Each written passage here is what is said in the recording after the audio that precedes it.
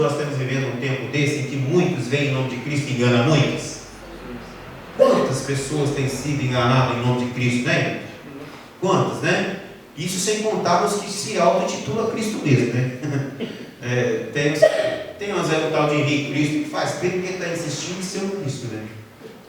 Quem já ouviu falar desse Henrique Cristo aí? Todos, quem já levanta a mão só para me ter ideia de quem já ouviu falar dele. Todo mundo, né?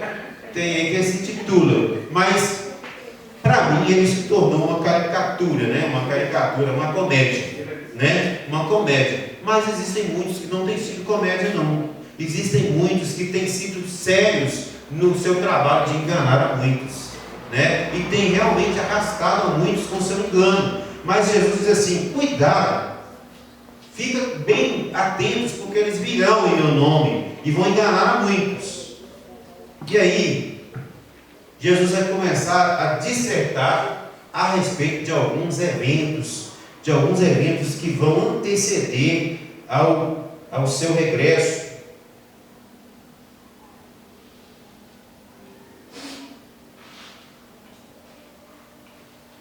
Jesus vai começar a dissertar alguns eventos que vão anteceder a sua vinda triunfal, né? A sua vinda para arrebatar a igreja. Vinda triunfal, no caso, é outro ponto, né? É quando ele descerá em Jerusalém, mas depois que a igreja já for arrebatada, depois que Israel estiver sufocado, né? E aí Jesus virá com seus santos e anjos, aí é que a sua vinda triunfal. Essa primeira vinda, que é a vinda do arrebatamento da igreja, será no abrir e fechar de olhos.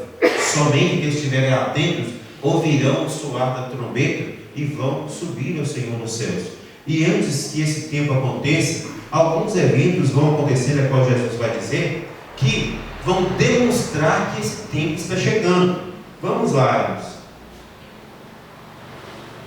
Aqui, no capítulo número 24, versículo de número 6, está dizendo o seguinte, que vocês vão ouvir de guerras. O que está dizendo aí? Guerras.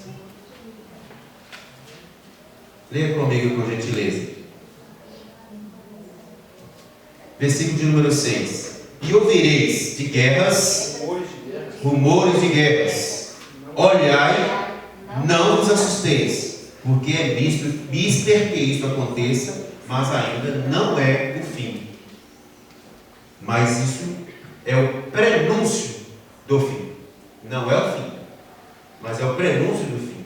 Os discípulos perguntaram a respeito do fim do mundo, não do arrebatamento. Então, os rumores de guerras, eles é o prenúncio do fim do mundo, mas não é o fim do mundo. Quando essas coisas acontecerem, é porque está próximo ao arrebatamento da igreja. E essa imagem é uma imagem moderna. Aí a gente vê Jerusalém, né? Esse templo aí, né? Cenáculo do Dom, que é o de Jerusalém.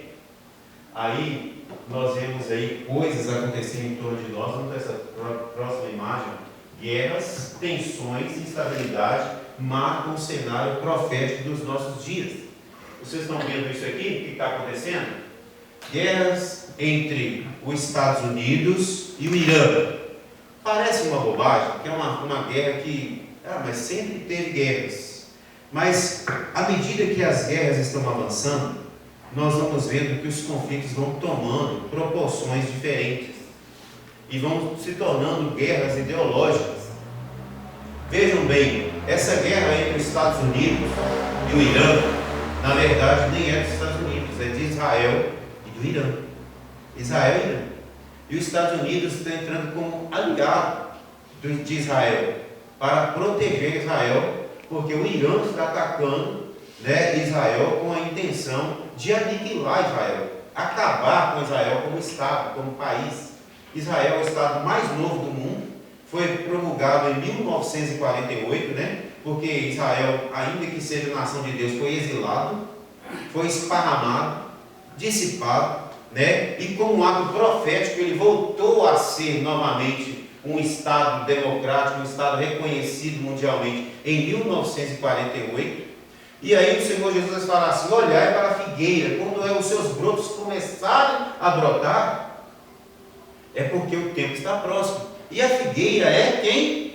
Israel. Só que agora existem nações que querem arrancar esse broto, para que esse broto não floresça.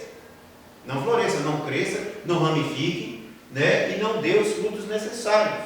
Então o inimigo já começa a levantar as suas armas para destruir aquilo que é de Deus. Mas isso é um ato profético, porque a Bíblia já relata isso no livro de Apocalipse.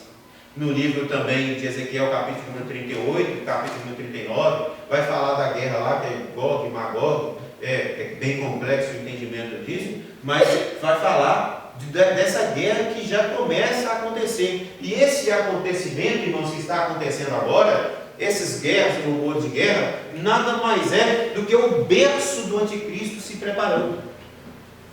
Para que os irmãos entendam melhor, quando nós falamos do berço do anticristo, o que acontece quando existe na sua casa lá uma notícia de que alguém está grávido? O que acontece? Qual que é o cenário que começa a acontecer dentro da casa de vocês? Quando há uma notícia que a mulher chega e fala para o marido: olha, amor, estou grávida.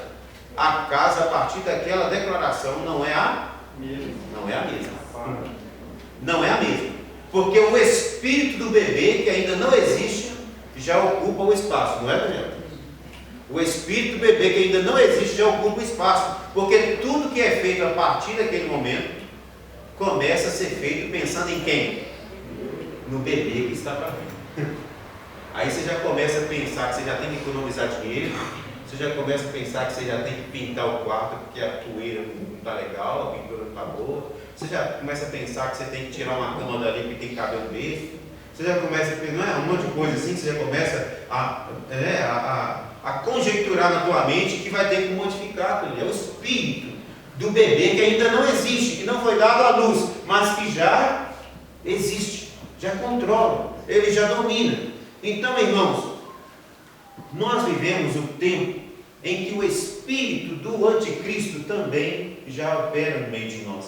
Tudo que acontece, ele já acontece para trazer para nós uma ideia de que Jesus está para tirar a tua igreja e Satanás virá, como o anticristo virá para ocupar o seu espaço, ocupar esse tempo, né, esse século, porque ele é o Deus desse século, e ocupar o espaço para enganar a muitos.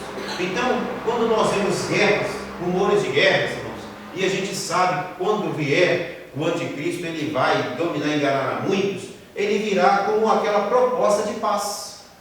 Ele virá com a sua proposta de paz, como aquele que vai pacificar o mundo.